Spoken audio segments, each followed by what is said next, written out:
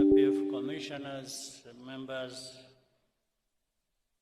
of the Diplomatic Corps, I want to thank you for honoring our invitation. We are happy to be with you here.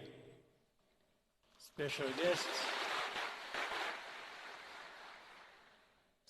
guests who have also joined us from different parts of the world.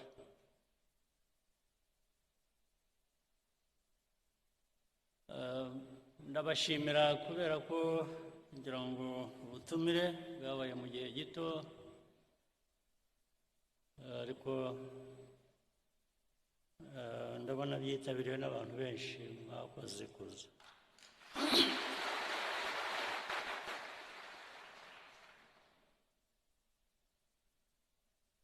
Uyu mwanya ndagira ngo tugire ikiganiro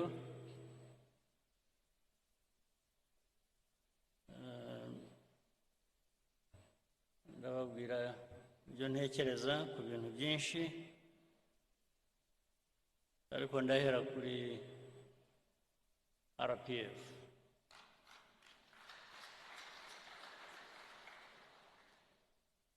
RPF ifite umwimerere wayo, ifite izina, ifite ibiranga bihagije, ifite noneho amateka. Ayo mateka dusobanurira byinshi ku byo dushinzwe, ku byo buri munyarwanda ashinzwe aho yaba ari hose, umurimo yaba ari hose. Noneho bikanasobanura igihugu uko abanyarwanda bakifuza, ibyo ndetse bigatuma havamo kumenya neza inshingano za buri wese. Igihugu twifuza ubu ni twe,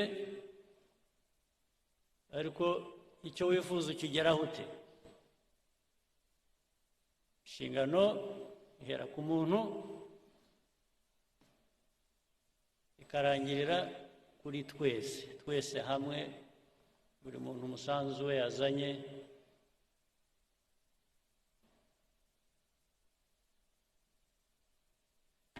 ushyirwa hamwe gute kugira ngo bitugeze kuri ya ntego twihaye naho dushaka kuba turi.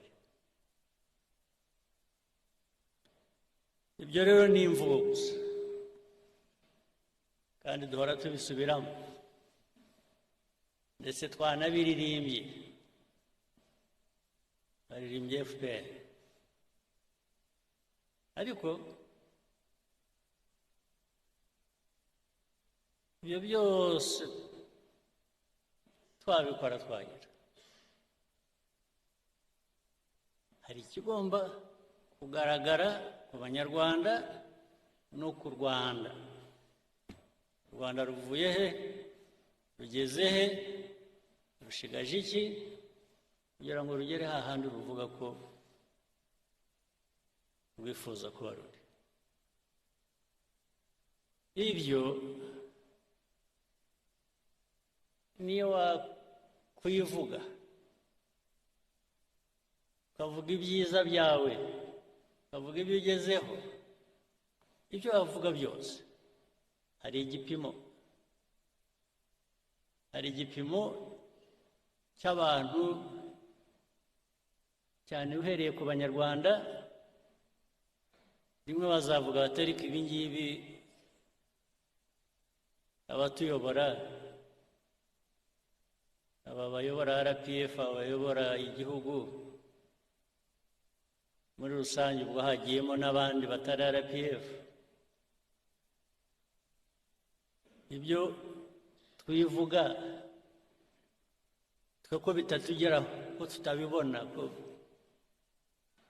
ndetse icyo gihe n'abandi bo hanze bagomba barabivuga bavuga bati u Rwanda ariko rugeza cyangwa se ntiruragera, ndetse icyo gihe bikabamo no kumenya ikibazo mbese ni iki. Abantu bifuza kugera aha hantu heza ariko ko tubona bagishigaje urugendo rurerure kugira ngo bagereyo, habaye iki cyabidindije n'iki cyatumye bidashoboka. Buri wese buri gitondo ukuramutse ujye wibaza icyo kibazo, wibaza ikibazo cyaho tugeze bijyanye n'inshingano twihaye twebwe. Wibaze ndetse ushaka ibisubizo icyo abanyarwanda ubwabo bavuga ko bameze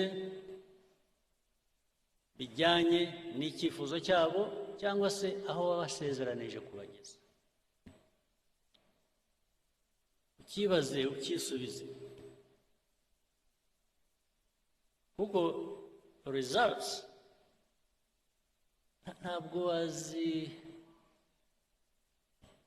gusa ku bwawe ngo abantu bazibone kandi zidahari,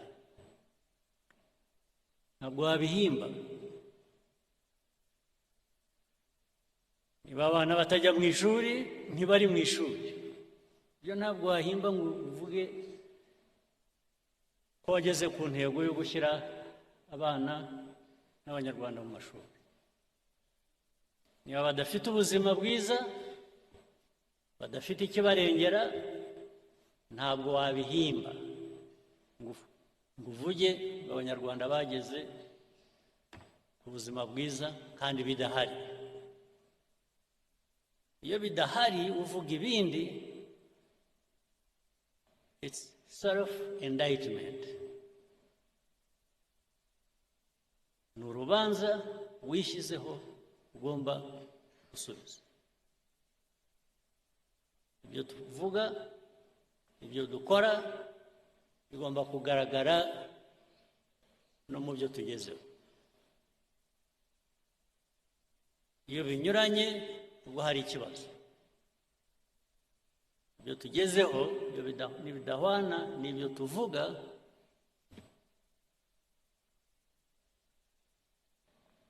n'ibyo dukora, hari ikibazo. RPF rero uyu mwanya tuba tubonyeho iki kiganiro ni ukutwibutsa, ni no kugira ngo twisuzume, umwanya wo kwisuzuma. Uwisuzuma kandi iyo yibeshye cyangwa iyo abeshya, ingaruka zabyo zirahari.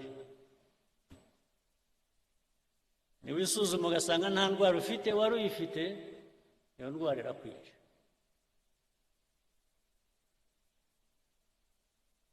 Kuko waribeshye ntiwayivuza cyangwa ntiwayivura, iraguhita. Indwara mvuga rero wivura cyangwa wivuza, izo ndwara zirahari. Hari indwara wivura, hari n'indwara wivuza. Indwara wivura ni ukuvuga ngo igisubizo, umuti uri muri wowe. Uribaza ukavuga utari ko inshingano jyewe mfite ndazuzuza. Ntabwo ari ikibazo uzabaza abandi nabo bafite izo nshingano. Iyo udahereye aho ngo wivure iyo ndwara wowe, wibaze, wishakemo ibisubizo by'ikibazo ufite, nta wundi wabikuvura. Iyo ndwara tugomba kwivura nk'abantu, nta wundi wayituvura. Niba utuzi inshingano wahawe, uko bikwiye inshingano ufitiye igihugu, ingaruka zabyo zo zirahari kandi ziri no kuri wowe. Indwara wavurwa n'abandi ni ikibazo ushobora kuvuga uti ariko iki gihe singifitiye ubushobozi, reka nshake uwamfasha cyangwa uwo twafatanya gushaka umuti w'icyo gisubizo. Ubwo nabyo birashoboka kandi bibaho, ariko iyo utabikoresheje, iyo udahagurutse ngo wowe ushake uwo mwafatanya kugira ngo mukemure ikibazo cyakurenze, nacyo ubwo wa muti utahaye cya gisubizo cya kibazo wari ufite. Ibyo rero ubundi abantu bavuga RPF cyangwa bavuga andi mashyaka cyangwa bikajya muri politiki gusa, politiki ikaba rwaserere, bikaba ibintu bimwe. Politiki yo numva ya RPF ni uguhangana n'ibibazo tugashaka ibisubizo, nta yindi politiki.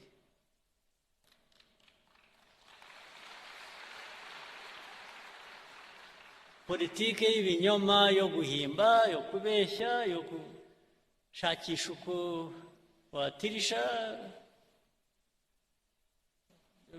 bimwe mwita gushushanya rimwe na rimwe, ibyo biguha ibindi bibazo, ntabwo biguha ibisubizo, byongera ibibazo ku byo wari ufite.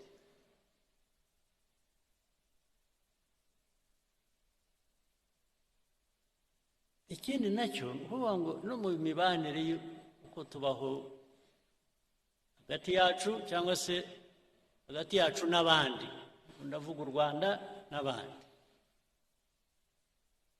nujya gufatanya n'abandi urabanza wowe ukumva ikikurimo ufite n'iki wowe utanga, kugira ngo uhuze n'icyo undi atanga, mwese mubigiremo inyungu, ari wowe ari n'undi mufatanyije. Hari ikibazo rero gikomeye cy'amateka yacu, amateka y'u Rwanda cyangwa se amateka muri rusange ya Afurika.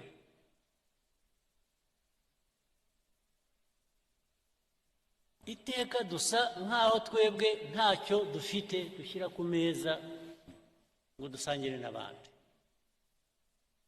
Duhora dushaka ko abandi bagira icyo bashyira ku meza, twe tukaza tugasangira nabo.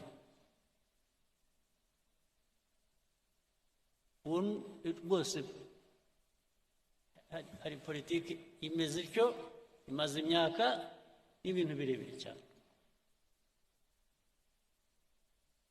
Niba ushaka uwo mufatanya, uwo mwakuzuzanya, gira icyo shyira imbere nawe uvuga uti reka twuzuzanye. Ni nacyo cyatumye mu mibanire yacu n'ibindi bihugu, n'ibindi bice by'isi, duhora turi abo kugabirwa, gufasha, kuzanuka. Rwose twemeye umwanya wo kuba turi aho tuganya, dukeneye, dutegereje uwatugoboka. Baraboneka, abo bagoboka baraza rwose baraza, ariko ikibazanye ni imbabazi bagufitiye. Kubera iki? Kubera iki bagufitiye imbabazi? Kuki? Mujya mubibaza, babafitiye imbabazi barabaha kubera iki? Nuko utari abantu nk'abandi, nta bwenge mufite, buri gihugu ni bitoya nk'icyacu, ni bitoya nk'igihugu cyacu. Buri gihugu, buri bantu bafite icyo bafite. Aho kugira ngo rero ugiteze imbere, kiguteze imbere, ugire icyo ukora, gutegereza ko uwahandi azaza we kuko azi icyo kugikoresha akagitwara, kazaza kuguha imfashanyo wari ukeneye, uba wicishije, sinzi, uba wigize ubusa. Ntimukigire ubusa, ntimuzigire ubusa. RPF niyo message, ntakigira ubusa. Kugira ubusa, mukaba ubusa, mukemera kuba ubusa, mukemera ko mushobora kubaho, muzagira icyo mutunga, muzagira icyo mukora, ari ukundi muntu yaje kubibakoresha cyangwa yabibakoreye. Iyo niyo politike mbi nibwira ko RPF mu nshingano zayo mu myaka imaze mike, ntabwo ari myinshi cyane, nicyo kibazo yagombaga n'ubigomba gusubiza.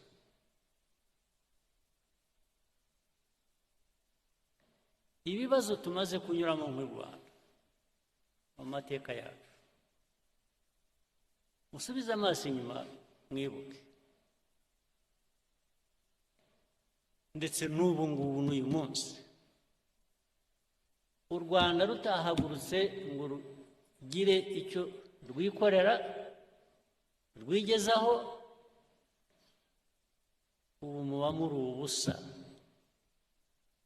muri ubusa. Ariko abo kudufasha, abo kuduha ibyo dukeneye, abo kutugaburira, bo barahari, baba baraje bakatugaburira. In fact baraje buzuza ku byo twagerageza gukora, nabyo turabibashimira. Ukuzuza ku byo agerageza gukora ni byiza, ariko udahereye hahandi ho kugira ngo wowe ugire icyo ukora, ugire icyo wigezaho, hinduka ubusa.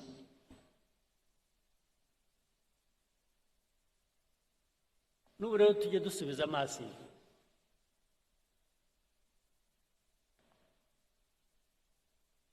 kuko bigenda bituganisha n'ahantu nyine duhurira n'abandi, haba mu karere, haba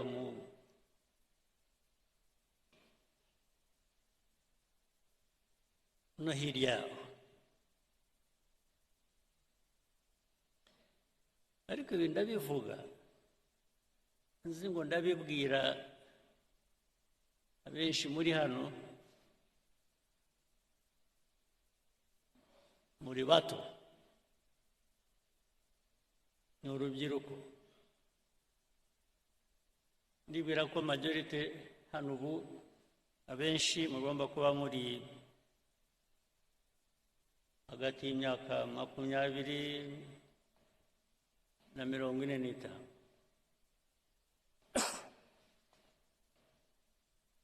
Twebwe iyo twarayirenze, turi kure. Ariko natwe twarahanyuze. Muri twe ndagira ngo mwebwe mukiri aho ngaho bafashe mutekereze. Ubu twe byaraturenze, aho tugeze dusubiza amaso inyuma, tugatangira kuvuga ngo iyo mbimenya nari kugira nte.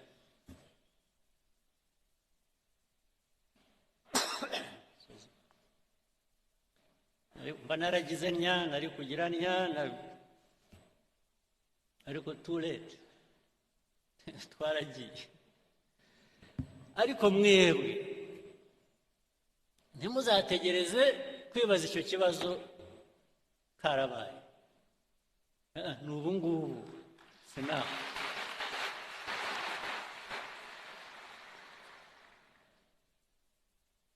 Muri abo mvuga twahise tugeze kure, harimo abasubiza amaso inyuma bakavuga bati twagize duke, twakoze byose,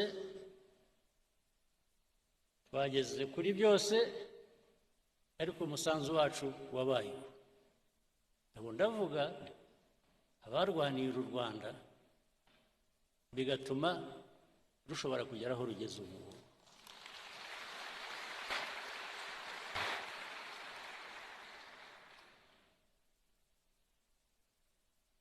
Now it is your time. Mwebwe urubyiruko mbwira. It's your time. Don't wait until you are 70 and then you start asking yourself, what did I do? I wish I knew. I didn't. No, ndakubwiye. Ubyumve ushake uko bigenza n'usohoka. Cyangwa wenda bamwe murabikora. Naho igihugu dushaka kubaka, ya numva of course bigezweho mu rubyiruko ni vibes. Bigeze kuri vibes. Vibes nanjye ntabwo nsanze. Good vibes ntabwo nsanze, ariko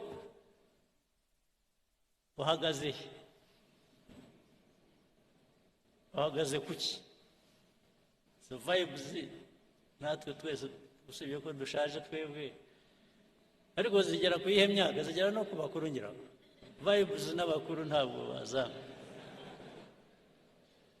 ariko kugira ngo tujye muri vibes tugira aho duhagaze, please.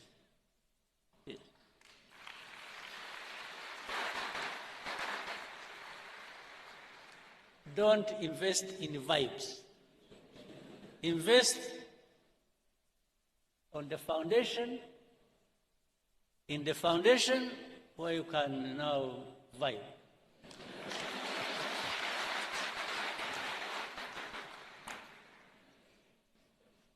Kuko niba nta foundation ihari karakubaho. You vibe only for a week. No, but ngira ngo ibyo mushaka turashaka biri sustainable. Yes. We want things that are sustainable. We want to build a society that is resilient. You can't build a society that is resilient on vibes. No, but a resilient society can vibe.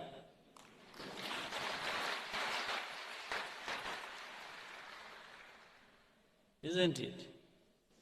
So it is a daily responsibility mukwiriye gutekereza. Ni ikintu mukwiye gutekereza buri munsi. Ntuhore ufite impungenge ariko ejo nzamera nte, nibucya ndaba meze nte.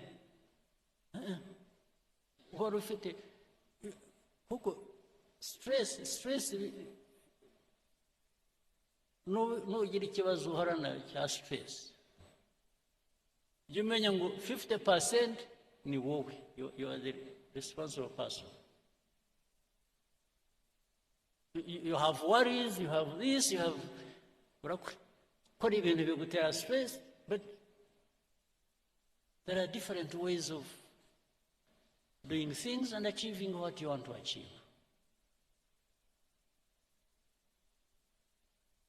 So it's not just even the results,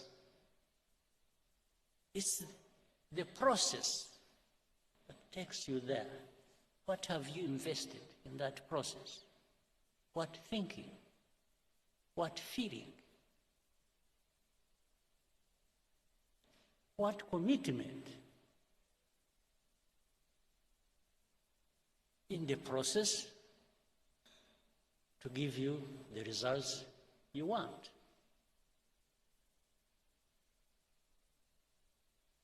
nta kintu cyikora nta na busa.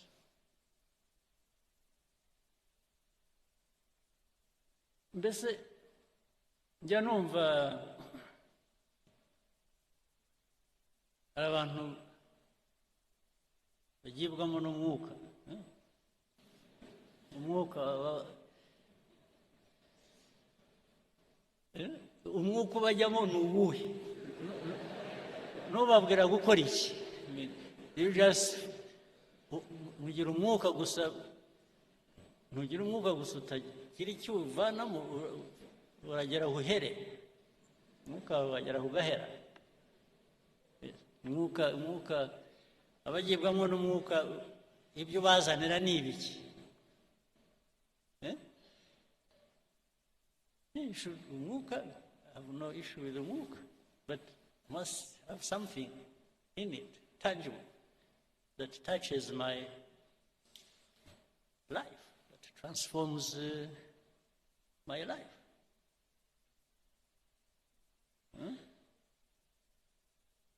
Abagira amahirwe mugire umwuka, please, ujye ubahira, ariko ntibigarukire kuri mwe. Iwe wagiwemo n'umwuka w'amahirwe, wagize amahirwe, wowe kuki utawusangira n'abandi? Nawe ukabageza, mwese mukawusangira. Kuko nukugeramo wenyine ukawugumana. Ariko nabwo icyo mvuga, ntukabe imvugo gusa, bijye mu bikorwa. Njye nimbona mu bikorwa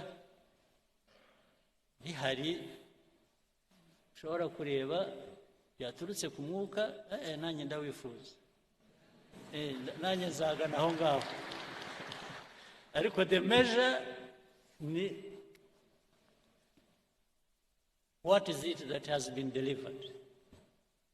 What is it that we can touch and feel and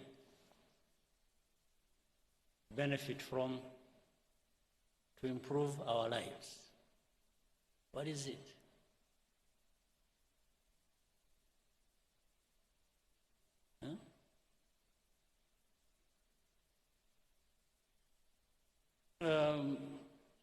So mwebwe abatoya rero, again, igihugu kibategerejeho ni byinshi, kandi iyo mvuga igihugu ntabwo ari ikindi, ni mwe. Igihugu, you're actually waiting for yourselves. Yes, ni mwe mwitegerejeho the future. Ariko ya process navugaga, na wa mwuka ni a couple of things. Urubyiruko bya bindi navuze by'amashuri n'ubuzima, ugomba kugira ubumenyi ukagira n'ubuzima, kuko niba mudafite ubuzima, ubumenyi buzakumarira iki? Kumenya bizakumarira iki udafite ubuzima? Must have both. And it is easy to have both if you have made the choice to have both. It can't be one and not the other. You must have both. Ni nk'uko ku rundi ruhande rumwe, niba uteye imbuto, ni nko kurera, ni nk'uko utera imbuto, igiti kigakura, ukajya uhora ugiha ibyangombwa gikeneye kugira ngo gikomeze gikure gifite ubuzima. Namwe abantu hari kwakumenya, nimwe mukwiriye kuba mugerageza ibishoboka byose kugira ngo mubugereho. ndetse bitari ukubugeraho gusa mushobore kubukoresha kubageza ku byo mwifuza.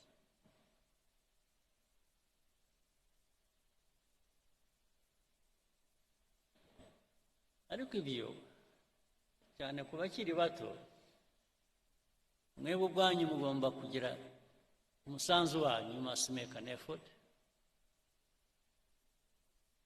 Ariko hari n'uburere muhabwa n'ababyeyi ndetse na society,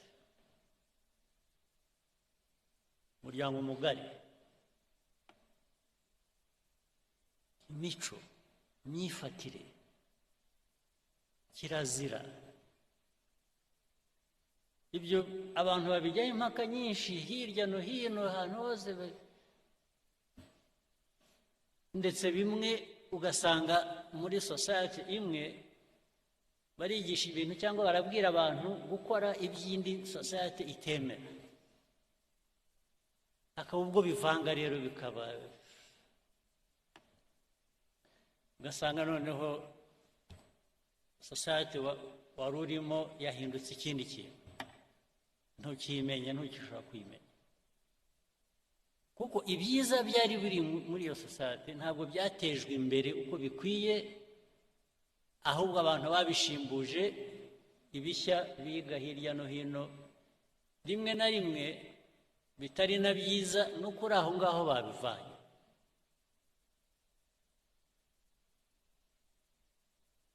Urubyiruko kubarera ni ngombwa, kwirera ni ngombwa. Kwirera ni ukuvuga ngo wowe urahitamo icyo wifuza,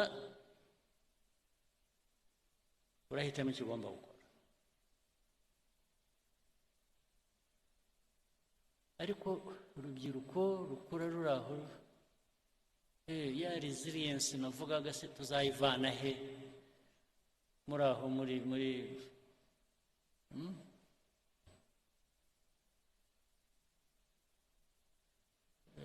urubyiruko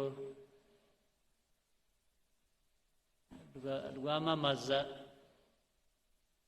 ibiyobyabwenge, basanga ngo ni ubuzima, usanga maze ibiyobyabwenge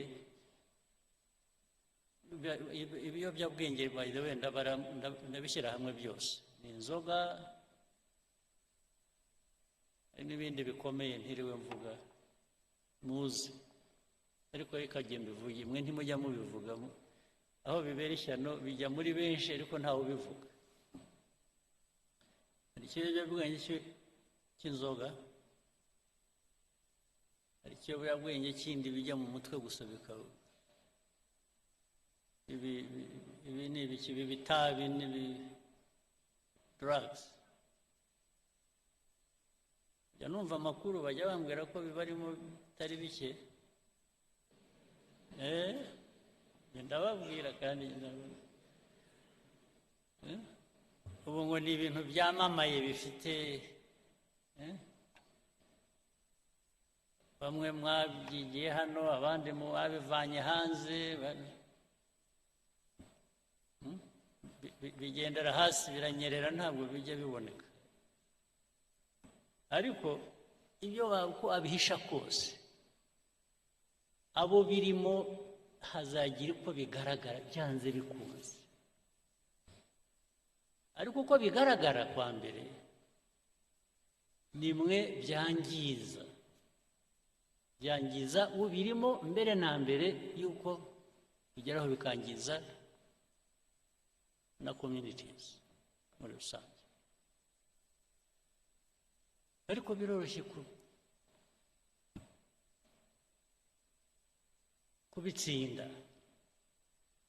kubitsinda kwa mbere ni ukutabigira imvugo, ni ukutabigira ibiganiro, ni ukutabigira ibintu by'igitangaza abantu bakwiriye kuba bakora, kutabyemera.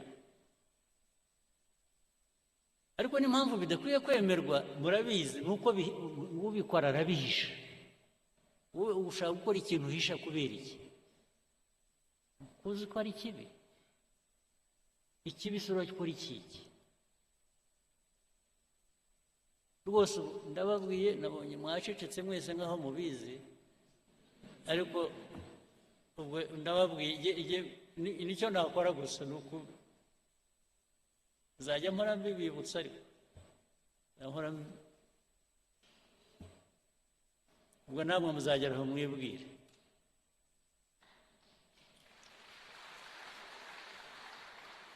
icyo mbivugira ni iki urubyiruko tubatezeho bya bintu nabanjirijeho nimwe mwakiza u Rwanda rw'ejo uko tugenda dusimbura keretse niyo iyo mission mutayishaka it's a different matter niba mwe mutabishaka mwaravuze okay ndetse hari aho mwageragera ngo mugashyira urubanza ku bababyaye ngo ariko se ubundi ndi hano ubundi mwashyize hano kubera iki ukabwira ababyeyi bawe mwambyariye iki ariko ibi ntabwo ari urahari ibyo ari byo byose ugomba gukora effort yo kuba muzima not just for yourself ariko no ku bandi kuba muzima bikagira n'inyungu ku bandi bitari wowe gusa icyo tubatezeho urubyiruko mwebwe mu bishya u Rwanda rwifuza yamumva ibintu bavuga bya innovation murayumva iravuga buri munsi innovation irimo abantu bameze neza bafite ubuzima bwiza bafite ubumenyi bafite gushaka igera kure irafasha yubaka abantu yubaka igihugu u Rwanda nicyo twifuza ikindi ni commitment ugomba kugira ikintu cyawe igihugu cyawe aho ukomoka ugomba kugira icyo igihugu kigira icyo kiguha ugomba kugira icyo ugiha igihugu kiraguha ukagiha ibisigaye ni politiki zisanzwe muri polisi zituma abantu biteza imbere ndetse bateza igihugu imbere bitari ibyo gusa ibyo ndabasabye mujye mubitekereza kuri iki gice reka ndangirize ku kindi ibyo mvuga rero nabyo ntabwo bikwiye kuba amagambo gusa bikwiye kujya mu bikorwa ibikorwa ni ukuvuga ngo mwe muri aha benshi ni abayobozi cyangwa se muri mu nzira yo kuba abayobozi imiyoborere aho uri hose ku kazi ako ari ko kose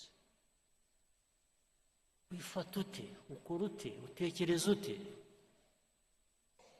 niba uri umukuru w'akarere umuyobozi w'akarere umuyobozi uzindi nzego zo hasi uhari wumva koko ukwiye kubuyobora umuturage arakugana mugafatanya gukemura ikibazo investor ushaka gushora imari arakugana mukaganira ikibazo ukagikemura cyangwa umushyira aho ngaho ukamubwira gutegereza kandi muri uko gutegereza ngo yibwirize agire ukuntu atunganya inzira birahari kugeza n'uyu munsi bibaho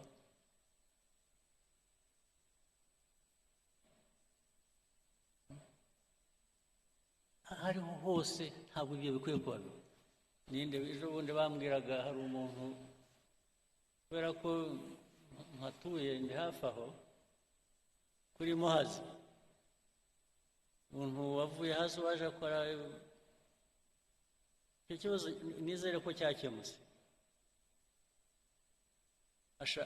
Yakoraga ibintu by'amajyambere ku mazi, yarahubatse inzu, n'umuntu uturuka hanze ufite ashaka gukora shyira ubwato ku mazi, ashaka kugira ngo yubake aho buzajya buparika. Umuyobozi w'aho ngaho ati no, ati ushobora kubikora. Bijyaho, ariko biza kumenyekana ko yashaka ko abanza kumutugira kugira ngo amwemerere. Abantu bari hano cyangwa baturuka muri ibyo bice bagomba kuba babizi ibyo mvuga. Urumva, umuyobozi, niba harimo abayobozi bazakora batyo bicaye hano cyangwa bakora batyo, umenye ngo icyo ni icyaha, ubundi tudakwiye no kukubabarira twakumenye. Ibikwiye ibijyanye na RPF, ibijyanye na politiki nshya y'igihugu cyacu kubaka, ushaka kubaka, ntabwo bijyanye. Abayobozi bari hano ndababwira ngo niyo nshingano yacu gukurikirana n'ubuntu butoya nk'ubwo ngubwo buzana umwuka utariho. Ibindi ni imikorere yacu muri rusange, serivisi ahantu hose uko zitangwa, uko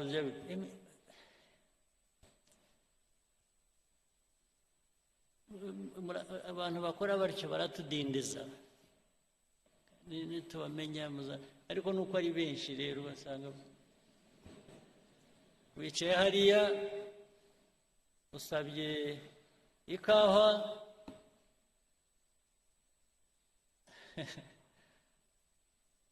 n'abaza bakakubaza ishyushye ikonje.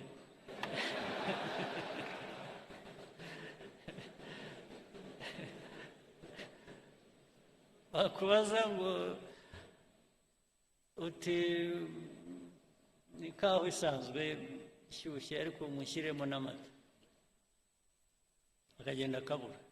Ubu ndavuga ibintu bimwe mbona n'abantu baba bavuga buri kanya, akagenda agahera pe minota 15 20 utegereje ikawa. Bakubaje niba ushaka ikonje cyangwa ishyushye, ariko bababwiye gushyiramo amata akabura. N'amata yabuze ntibakubwiye. So niba wicaye aho utegereje izakamwa, bakohereza ku isoko mukajya gufata, bitubamo murabizi ahantu hose. Ubwo si byo ni rubyiruko nyabaki rumeze rutyo. Oya, n'imigendere ukuntu bagenda yikurura.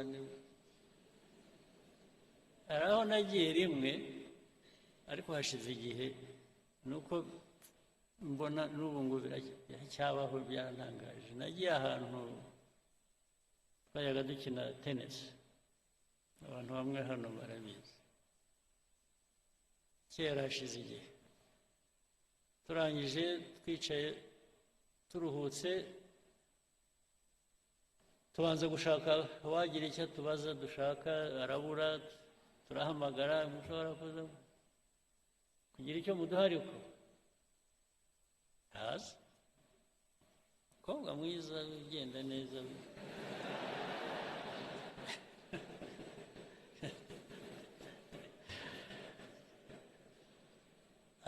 aza afite opena mu ntoki,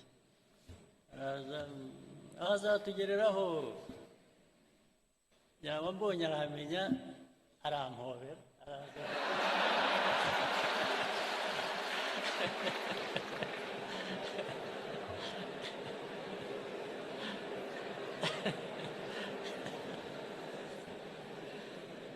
arabanza arampobera ndetse agomba kutuzunguruka twese aduhobera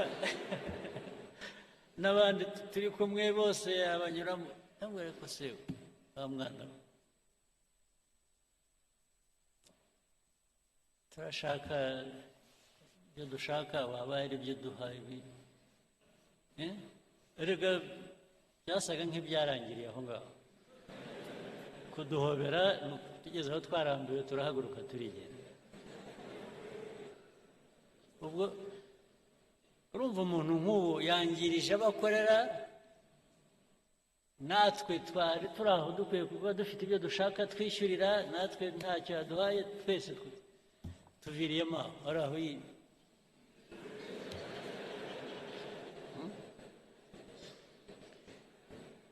ubu koko mwumva ariko se mwe noneho sosiyete igihugu mushaka kubaka cyaba kimeze giti ni ikihu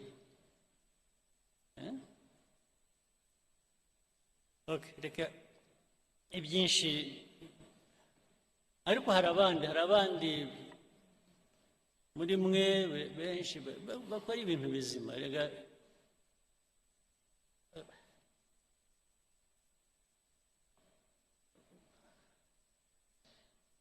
ubu ibyo ari byo byose ibigaragara ni ibitari bizima niyo benshi baba bakora ibyiza ariko hakabamo abantu bake bemerewe cyangwa bakora ibintu bibi bya byiza ntibiba bikigaragara ni nko gufata amazi ikirahure cy'amazi ukadonyamo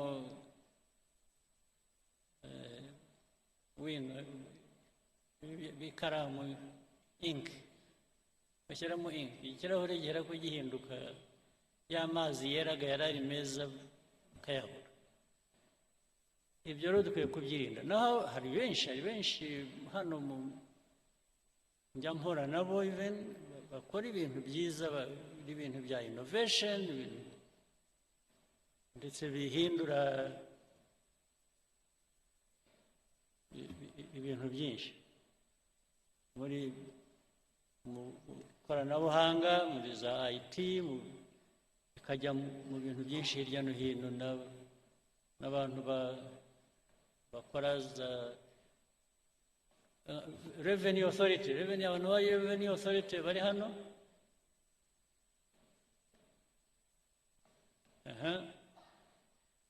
ngira ngo hari innovations nyinshi zibageraho cyangwa mu byazi zituma ushobora gutubura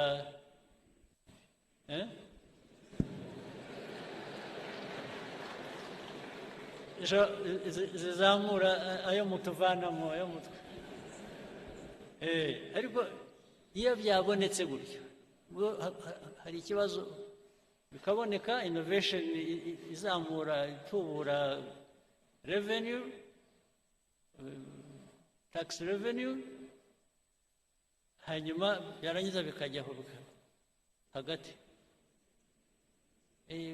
ariko ntabwo zabanza ugira utya bakajyaho innovation bose barayemeranya ko ikora ariko barangiza bakajya mu process imbere yo kuvuga uzaburetse bareba hari amategeko ntabwo twagira dutya tutabanje hari aya mategeko ariko amategeko akaba yo gutinza ibintu gusa ahubwo amategeko se bwana amategeko ashyirwaho n'abantu sibyo yes sir igihe umuntu yabonye ikintu gikora kijyanye n'icyo yifuza wihambirwa n'itegeko hari n'amategeko yaduhambiraga yo mu gihe cy'ubukoroni ahubwo ngo hari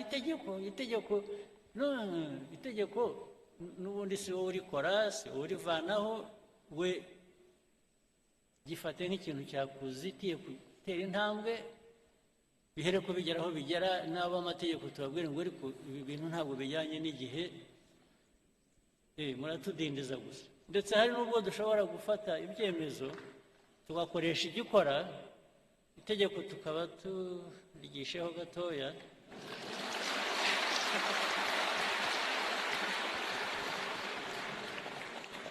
Kugeza igihe rizahindukira, ariko bitatubujije kugera ku nyungu twifuza. Iyo process niyo process ijyana n'igihe abantu bagezemo. Ntuhambirwa, keretse dufite ikindi kibazo cy'uko abantu benshi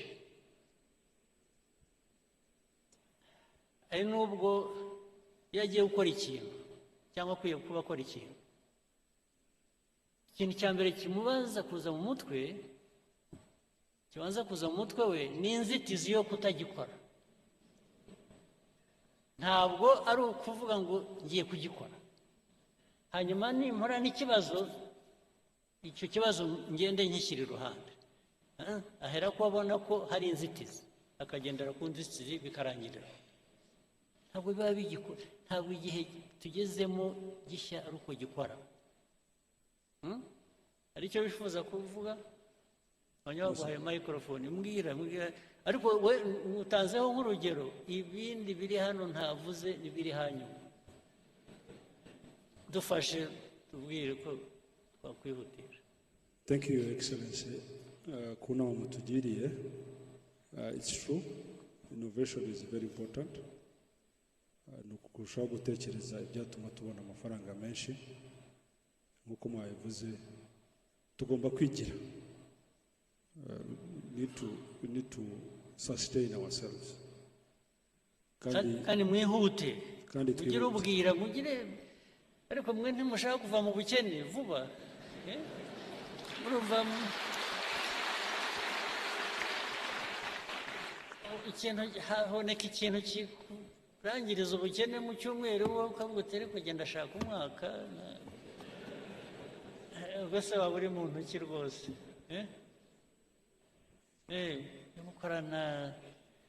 Gukorana umwete kandi ntabwo bivuze kwangiza ibikorwa. It doesn't really mean sacrificing anything that you shouldn't. Sibyo? Ujye mwihuta, muwe wepesi. Mwihute. Igihe utabifite guhagarika cyo gutangira, wowe uritangira kubera iki? Why don't you just move?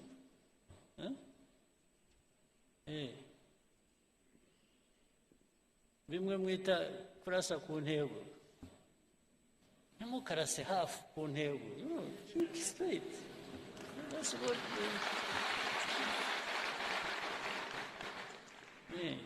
go for it. Nawe wumva uri satisfied uko Sibyo? Yes, sir. Okay, asante. Now, let me take you to something else. I'm sure you can guess. It's now the other politics other than RPFs.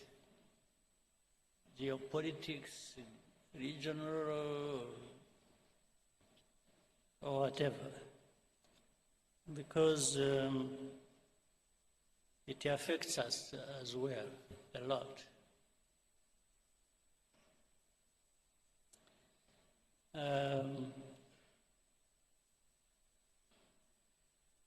Reka ntangirane just a short story. Tito Rutaremara, are you here?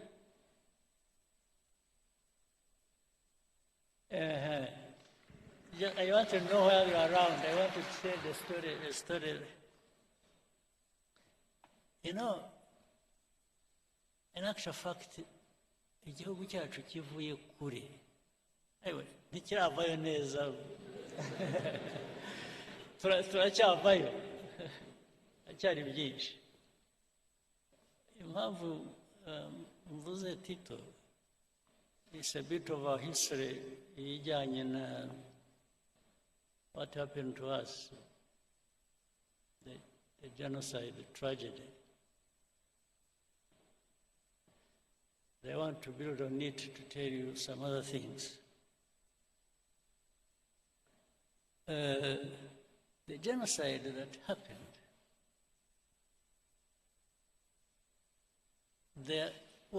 there are indications of things that happened as far back as the 60s. That continued.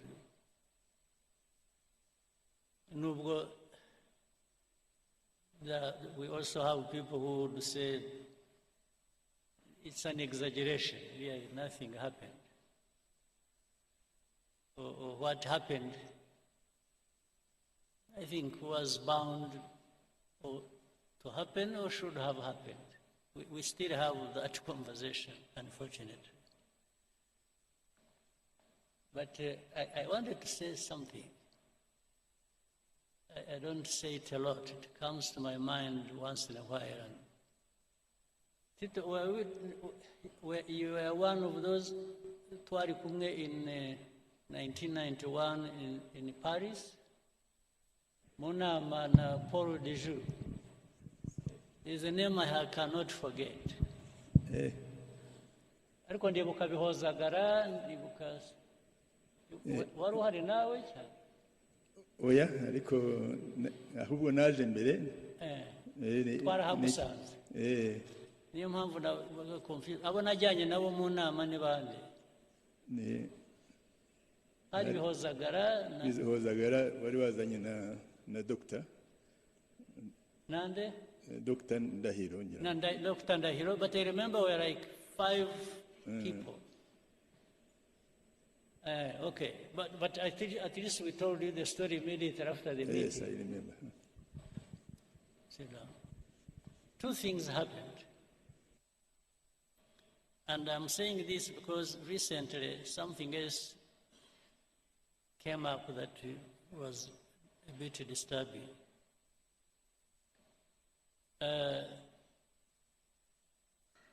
We were invited, RPF, to go to Paris. We were supposed to meet some people from Habyarimana's government. It was about, according to what we were told, to talk about peace. In fact, the RPF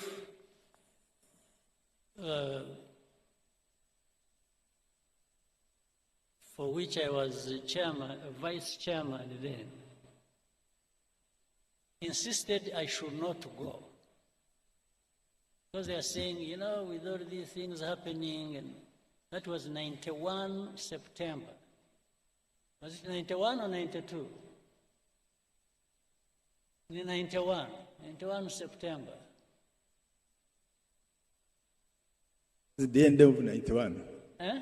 The end of 91. Yes, it was particularly, I remember, 71 September, I think it was 22nd. So the people insisted I should not go because there was chaos, they even thought they were worried about my security and so on and so forth. So, but I insisted, I told our people in a meeting, which was very people, I said, you know, if we don't go, and they, by the way, they insisted I should be the one to come. But I said, no, but you have the chairman, so maybe you should be the one to come. They said, no, we want you. And that's what caused some worry for our people. They said I shouldn't go. But I insisted. I said, I'm going. Because if I don't go, if we don't show up, we will never be understood. They think we are just there fighting and we don't want peace. So I went there. A couple of things, quickly, I got something else. When we arrived, we had a meeting. It was in the morning. I met a couple of people. One was a man who was, I think, a Director General in Foreign Affairs in France. That man was called Paul. I followed him. He when later on became ambassador to Mexico, then went somewhere, and then he's now an old man like me. He's 90, must be 90 something, 96 or something. So when we met, I met him, I met Mitterrand's son. I was almost beaten up for not pronouncing the name well. I'll tell you that. So in the meeting, this man, Paul Dejoux, kept poking his finger in my face. I said, you must stop fighting. So I tried to explain. I said, you see, it's not that we enjoy fighting. We are not fighting just because we like fighting. we are fighting because I went into the history and so on. So he insisted again.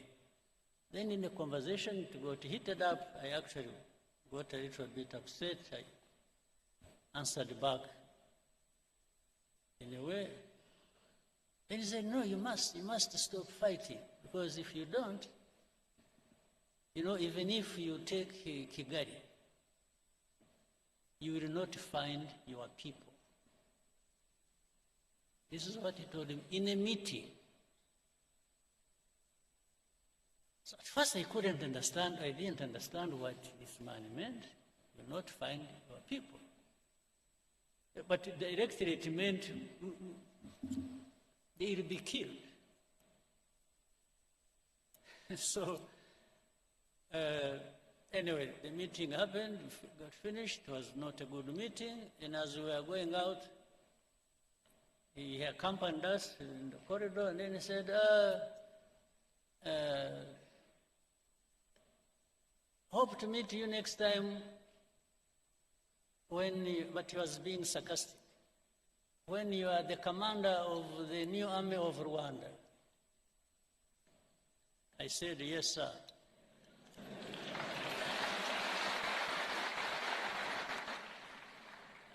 I said, if and when that happens, you rest assured I will do a good job of it.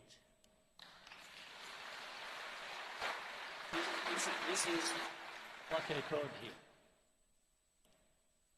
him. So I went, when I was supposed to stay a night and leave the next day, so in the hotel where I was sleeping, I think we were in Hilton Hotel. I was with Ndahiro and Tom Byabagamba. So in the middle of the night at around 4 a.m., I woke up to this light in the room, and about 6, 7 people in the room with guns. They're not putting on uniform, they're putting on jackets and so on and so forth. So, and I woke up, I said, who are you? What's going on? Then one of them said, he spoke in English. You hear him, he's even speaking English. So I was in the wrong place, first of all. Then they said, so say, where are your documents? So bring your briefcase. Before I opened it, they had broken it. So I kept asking, who are you? Who are you? Who are you? Then as I was doing that, when I looked through the door connecting to the room where Dr. Ndahiro and Tom Byabagamba were staying, I saw they were sitting down in handcuffs. For me, they didn't put me in handcuffs. So I asked people, I said, what is going on? They, a bit rough, but so they took us, dumped us somewhere in prison. I didn't know. It was my first time to be in Paris, and my first time to be in prison. So, hopefully the last. Since that time, I haven't been to any other prison. So, they put us in the log, somewhere down in the basement of some building, and left us there. Then later on, people showed up around 3 o'clock. In fact, why I remember that because Agara was around, they didn't know where we had been taken. I don't know how. They were assisted by some people in France whom they knew.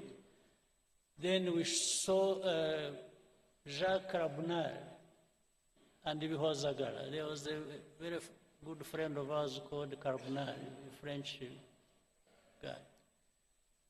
They showed up in that basement in our prison because I think they had known where we were, and they had tried to give us food. I refused to eat. I told them I'm not going to eat anything in that prison. So they brought us bread, I remember, and milk, pints of milk and bread for us, because we had refused to eat prison food. Then they even wanted to interrogate us. Well, they did. They wanted to put to use a polygraph on me, the lie detector. I refused. I told them I'm not going to have a lie detector at all. I said, if they want to kill me there, then go ahead. In the end, they said, whom did you meet? I mentioned that man, Paul Dejoux. Then he said, who else? I said, Christopher Mitterrand. He said, no. Who told you he's called Jacques Christopher Mitterrand? So, so they told me, repeat. I said, no, I'm not going to repeat. I said, I'm not the one who gave him his names. So anyway, in the end, in the night around 8 o'clock, they released us, and that night I left. I drove from Paris to Brussels, where I was to take a plane the next day and come back home. Now, I'm saying this, I'm telling you this story.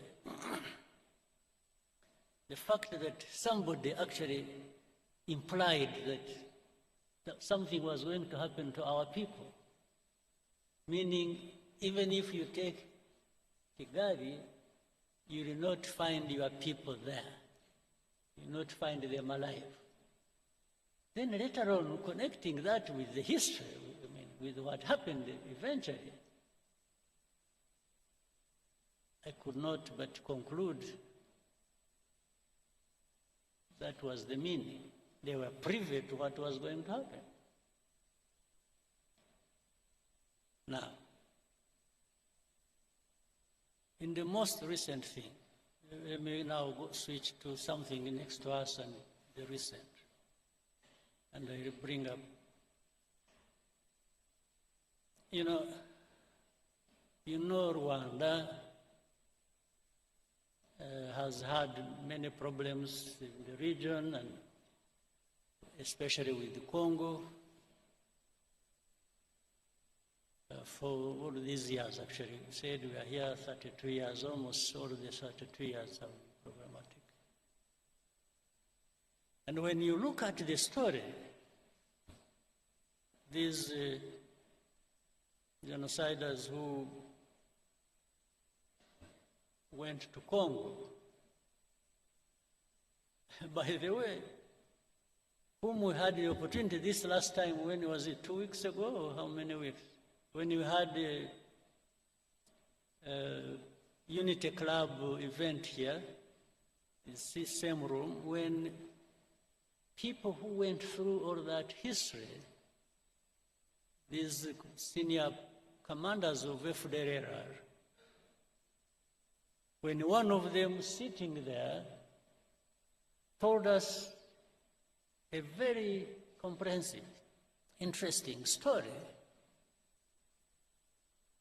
because he was there, he was in it. For him, he was not saying things he just heard from some people or anything. No, he was part of it. He told us all the places he moved to in Congo, and the officials he worked with, and his colleagues who up to this day have been integrated in the armies and other institutions in Congo, and he named them by names. He told us a story of even how he went to Burundi and everything he did there, and the names of people who did what, who are still there, who left, or who died, or something. He's an encyclopedia on this. And he actually was part of it. He told us, those who must have, who were here saw it, or saw it on television. And he has notebooks, he has pictures, he has evidence, later on which. But forget about all that. The story has always been, and he told us, you remember, he told us even of the connivance of the UN, the peacekeepers. Yes, they worked with, they were selling gold together, they were involved in the timber business, in agriculture, and named places, people, and where. It's just so. But despite all that, up to this day, you will hear people say, FPR don't exist. The UN, there's something, there are some experts, a group of experts. They'll tell you all those stories. It's like that story doesn't exist. Or if they say it, they say it so lightly that you should believe it doesn't matter. Okay. So it goes on, and then some of these leaders in the region, in Congo or Burundi, they say it publicly how and on which side they are. And their intention, and even what they have said on camera, somebody will want to convince you, no, it's not him. It's not them. It's some advisors. No, but he said it. Whether it is an advisor who wrote it on a piece of paper and the president read it, it is no longer advisor, it is the man who read the thing. So they will keep you telling you this. So now, not even for a bit, I don't believe, ordinarily, I don't believe in conspiracy theories. I really don't. But when you have people, who are there asking the same questions, pretending it's saying the same things, and even when you explain, they come back to you and they tell you what they told you last time, meaning they want you to believe what they are telling you, or what they want, not the facts you are presenting to them. So it's really like saying, better change your mind and start seeing it like I see it. Anyway, all this has resulted into what we have now. And I also want to remind you, and then I've said it again, I hope you have had time to cross-check the story, the truth about it. This conflict we have in Eastern Congo did not start from and was not started by Rwanda at all. But somehow the plan, I think, before was to make it a problem of Rwanda or for Rwanda. Again, to tie into the story, connecting the whole story of where everything that has happened is not anybody else, it is Rwanda that caused it, or that must carry the responsibility.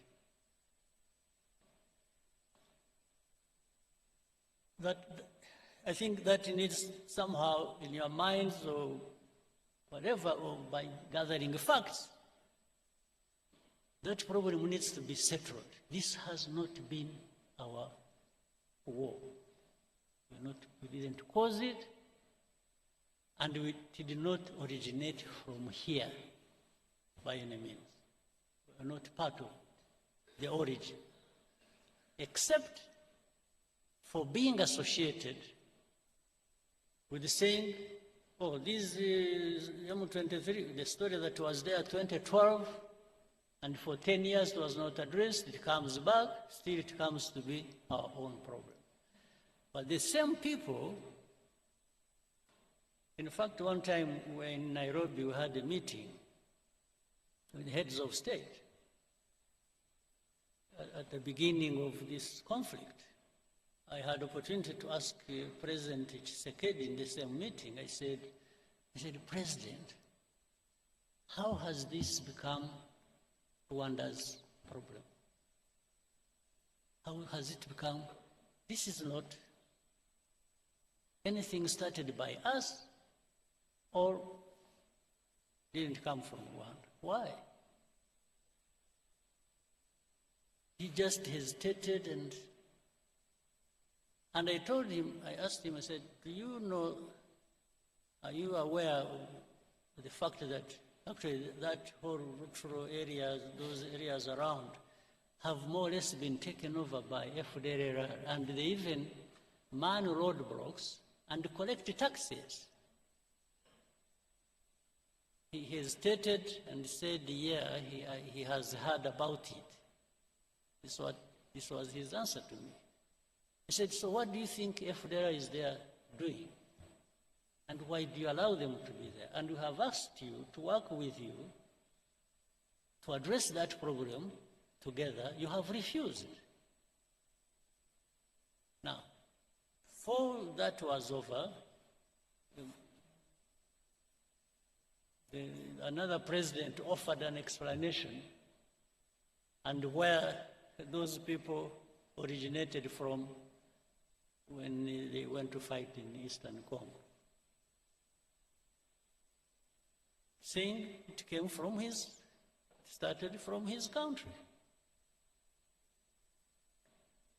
So, and every time I brought up this issue with the people, I said, why did you make this Rwanda's problem? It is not Rwanda's problem, it is the problem of Congo and their own people, and it only becomes our problem when it comes to FPR that must be sorted out.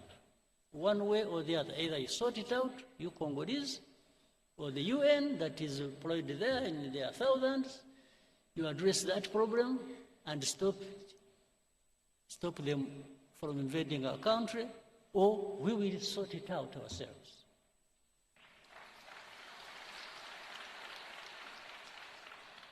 Eventually, that's how we were drawn into this matter. Now, for the recent things, whatever happened in between, I try to cut a very long story short. a lot of manipulations started happening. They would call us one day in one capital, they would call us to Rwanda, we go there, we discuss things and raise the things the way we thought should be addressed. That one doesn't work well, then next time we are invited to go to Doha, then we go to Doha, then next time we go to Washington. And in between, we went to Dar es Salaam, we went to Nairobi, we went wherever, talking about this. But there was one thing that was constant. Congo, or the leaders of Congo, didn't want peace. They wanted to continue supporting FPR against us. In fact, later on, they were joined by some other countries' armies.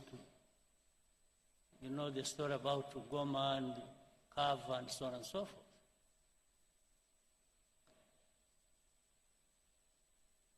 So, but we told them, just help us deal with FPR, and for us, we will not. But in the end, something came up. It's like, by the way, you should also, it's like, even now when we talk about removing defensive measures and so on and so forth, which I'll come to later, they say Rwandan troops must pull out of Congo and so on. And so we say, yes. You know, for many of these people who pretend, they actually, by that, they mean that even M23 will be pulled back into Rwanda. That's something hidden behind. It's like they expect us to be receiving M23 here. Now, that goes into a long debate. Whether or not, and how these people are Congolese or not. That's another story now. And I always tell them, no, this is a story that doesn't involve me, because how they became Congolese, how whatever happened in Congo and between Congo and Rwanda, as of those years, I was not yet born. So I don't know. I cannot be asked to answer for colonial times problems. I was not there. And Rwanda is not responsible for that. Now we'll go into the last thing we went to when you went to Washington, and which the whole process has resulted into sanctioning Rwanda, sanctioning RDF, sanction. It's just sanctions, sanctions, sanctions. And sometimes we even want to tell them, say, wait a minute. Let's understand each other. What's going on? And there is no time. There's no time for Rwanda to be listened to. It's just sanctions. The sanctions, that's what we said, that's what we do, that's what we do. Now,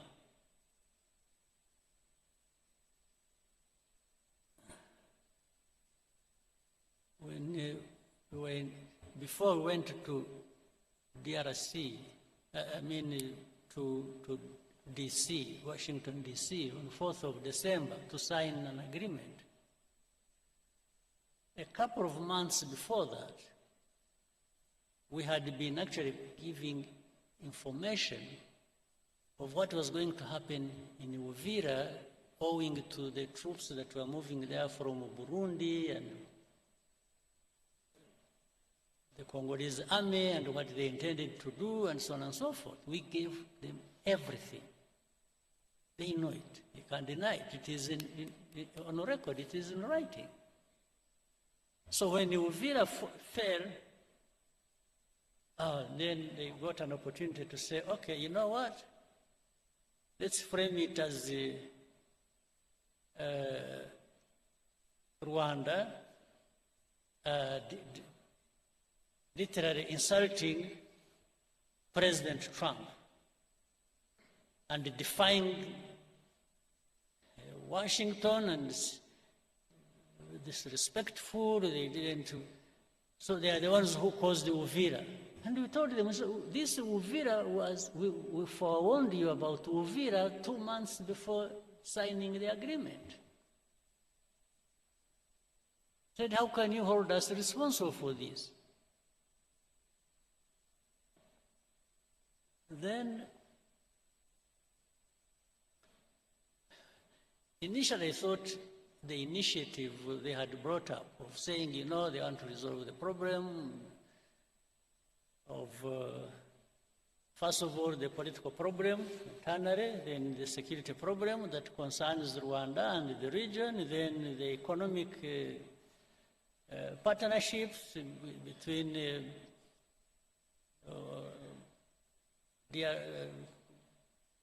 US, DRC, Rwanda, and the region.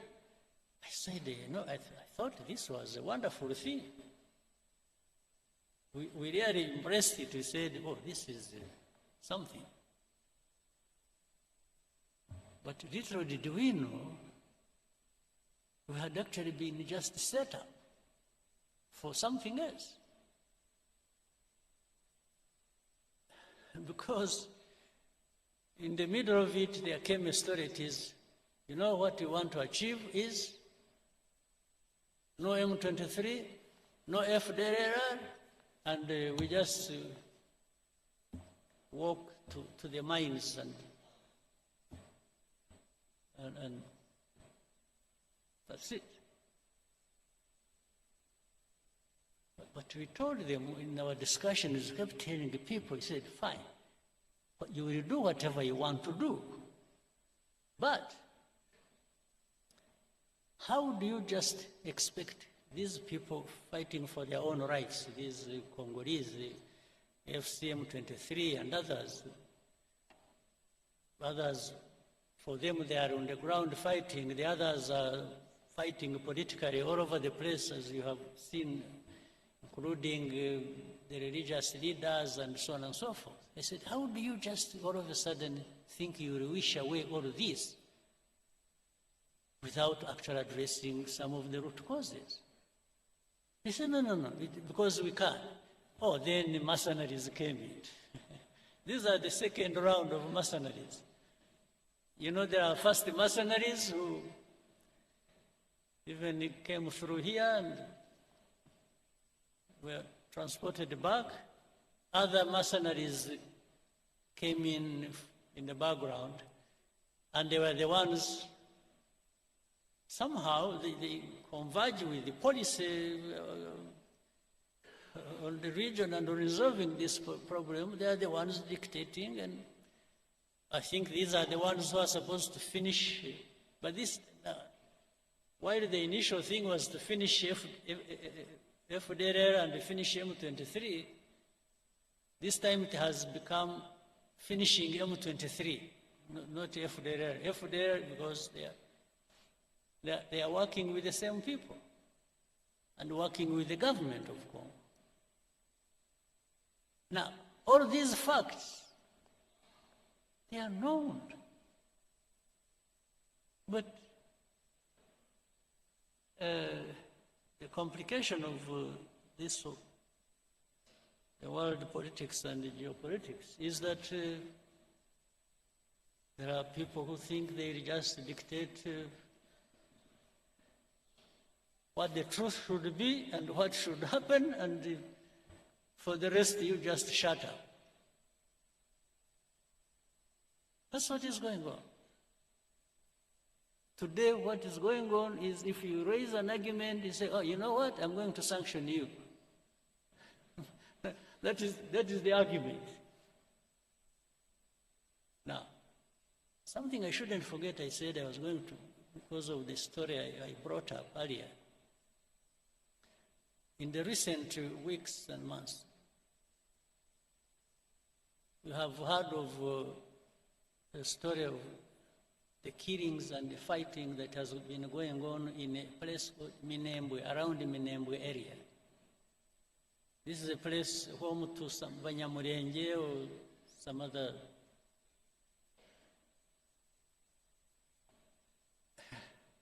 What is disturbing?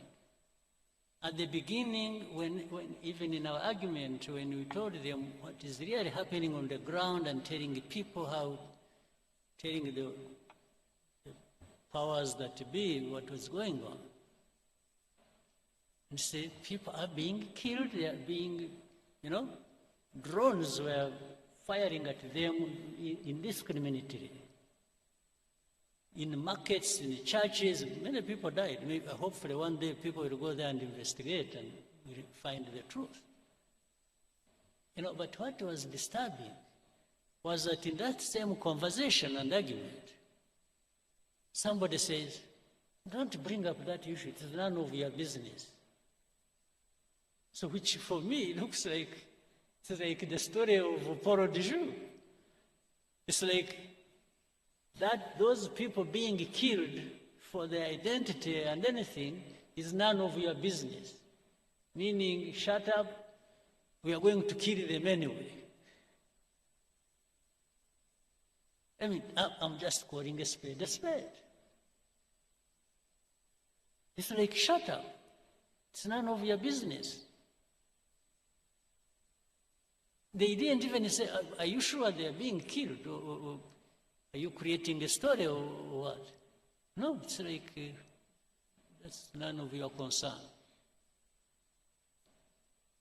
But if it is not my concern, maybe it should be yours. So why are you not concerned? And things keep getting worse and out of control every time. So where we are now, we just told, remove your defensive measures.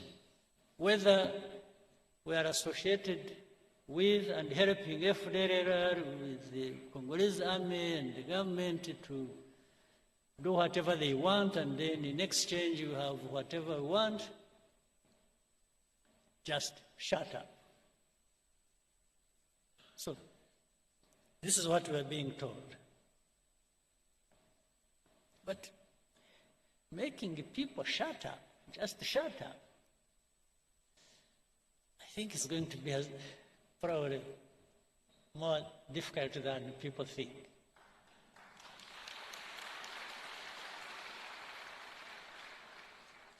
To say we will support those who want to come and kill you, or like they killed you last time, or we will handle it the way we want, so shut up. Well, I only shut up when I'm dead. That's when I'm done.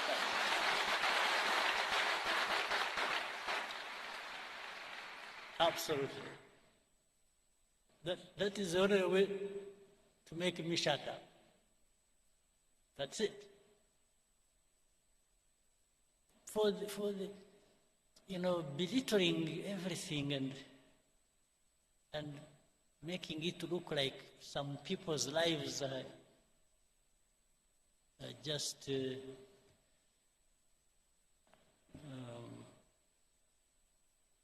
maybe, I don't know. It's not my politics. It's not RPF's politics.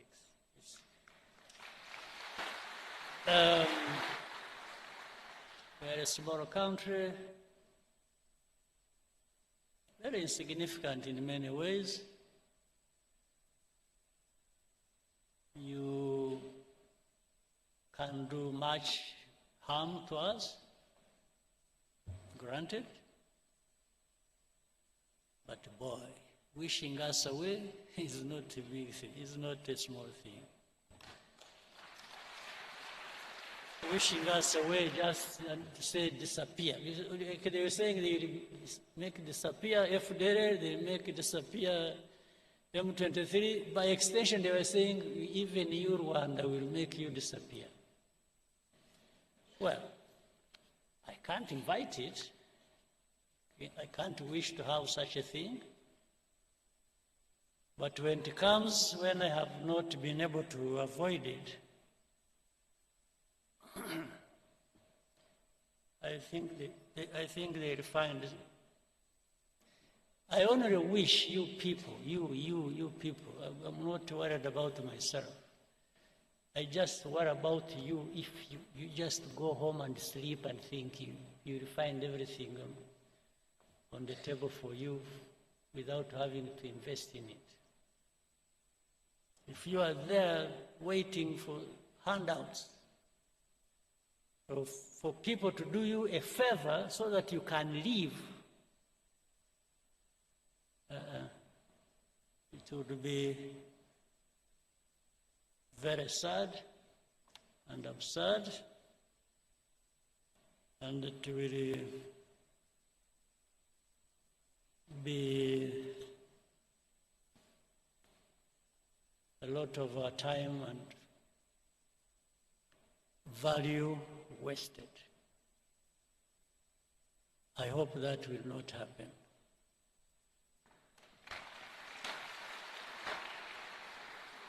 And for that,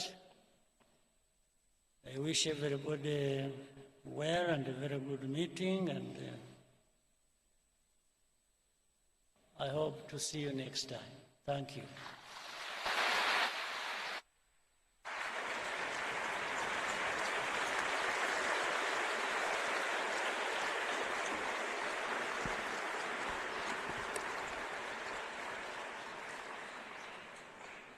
Murakoze nyakubahwa chairman ku mpanuro muduhaye. Nk'urubyiruko ntituzaba ubusa, ahubwo tuzaba bold mu nshingano kandi turangwe n'imico myiza.